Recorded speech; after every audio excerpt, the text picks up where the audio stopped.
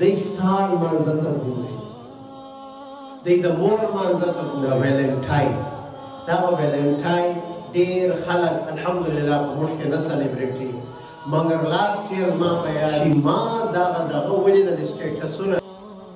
پنامه کې یو سټیټس مې کړی په دغه ورځ اخته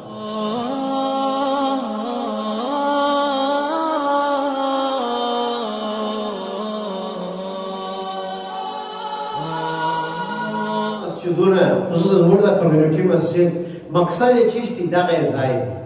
چې موږ داسې لمونځ زده کړو چې په معنا یې زده کړو د هغه دپاره ورکشاپ جوړ کړو د هغه دپاره اوس چې موږ هغه خلکو ته وایو چې شپېته پنځوس یا پنځه دېرش کلن دي ملا صاحب زموږ وخت خو چېر سوی پر ځوانانو ضمانت وکړ زموږ وخت خو چېر سوی ولې چېر سوی دي وروره چا درته وویل د شیطان دی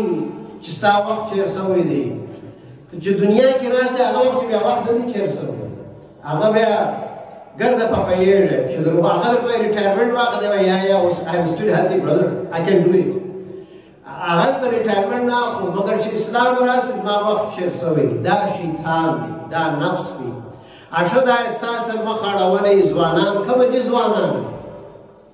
او ځوانان یو مثال غواړي ته ورته وایه ورسه د مفتي مین بیان واوره په هغه کې د لمانځه ښه خبرې کړي دي هغه ته اوکې سر او دو اټ نه نه نه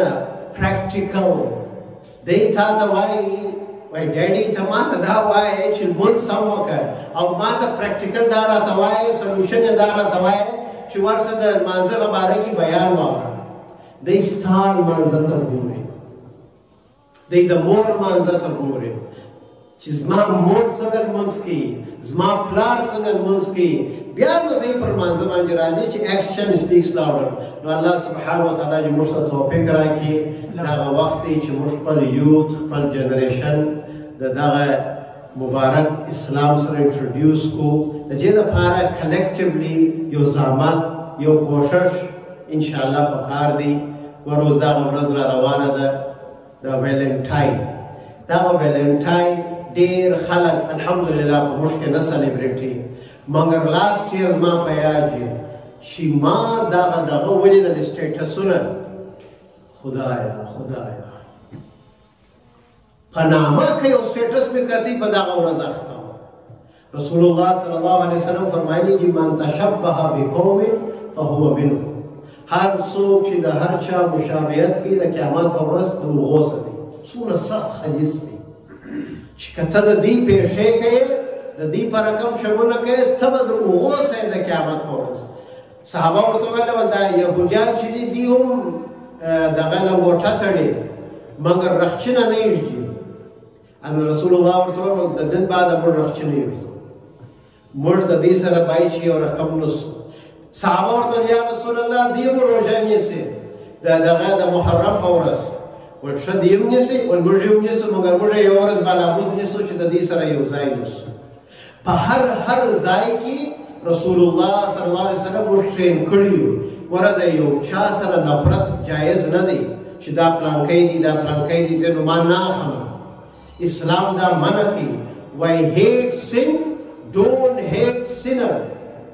زموږ له سرچپه ده موږ هغه سینر چې ګناهکار یې د هغه سره نفرت شروع کو او د ګناه سره نفرت نه کو اسلام موږ ته دا وایي د ګناه سره نفرت وکړو نو دغه ویلنټاین ډے دا چې شته دا ورځ د محبت ورځ ده د دې په حساب په اسلام کې خو هره ورځ د محبت ده او اسلام چې څونه محبت لو پروموټ کړی دی اچھا نه دی کړی څونه پروموټ کړی دی وای چې پلار ته د محبت په سترګه وګورې یا مور ته یا پلار ته ستا په اکاونټ کې یو حج ثواب خدای تعالی درکړي تو خو د اسلام پروموټ کړی دی نو یو صحابي ورته وویل که زه هره پلا ورته وګورم ول نه هره پلا خدای تعالی تا ته د یو حج ثواب درکړي نو الله سبحانه وتعالی چې موږ یوت موږ جنریشن ګور د دې دا طریقه نه چې موږ بیان وواسو چې ویلنټاین ډے حرام دی دا ټوله طریقه غواړي ایکسپلینیشن ورته غواړي هسټري غواړي چې دی موږ وپوهیږو که موږ دی ونه پوهیږو پرون ما یو واقع سولی دی د بوسنیا د والا خبرې خلاصو په 1920 په بوسنیا کې 1920 کې یو عکس دی، دوی ښځې روانې دي مخې پټ دي، د دې سره یوه نجلۍ روانه ده کوچنۍ ده، یو 10 11 12 کالو وي، فولي ویسټرن ډرس دا د کوچنۍ نجلۍ. په دا علما وایي کالي د کوچنیانو لپاره آوټسایډ یې مه رانیسي، ولې هغه د سطر څخه لري. دا په ویسټرن کې ده، دا لورې ورسره روانه ده او دې خپله پوره مخ پټ کړی دی. نن 100 کاله بعده د بوسنیا حال ګوتو ته معلوم دی. هلته جوماتونه ورغله، کلمه یې لا سمه نه وایسته، حتی که دوی ټوله کښېنستله پر کاغذ لا اله الا الله محمد رسول الله ولیکله، دا د اوس حال نه شو، د نن څه 15 کاله در مخه. ګورته ته یې وویشله، ولدغه ووایاست، کلمې ووایاست، موږ یې ریپیټ کوو، تاسې راسره ریپیټ کړئ. 100 کاله در مخه دغه ښځه پوره په نقاب کې وه، پوره ماشاءالله اسلامي اټایر کې وه. اوس دا لورې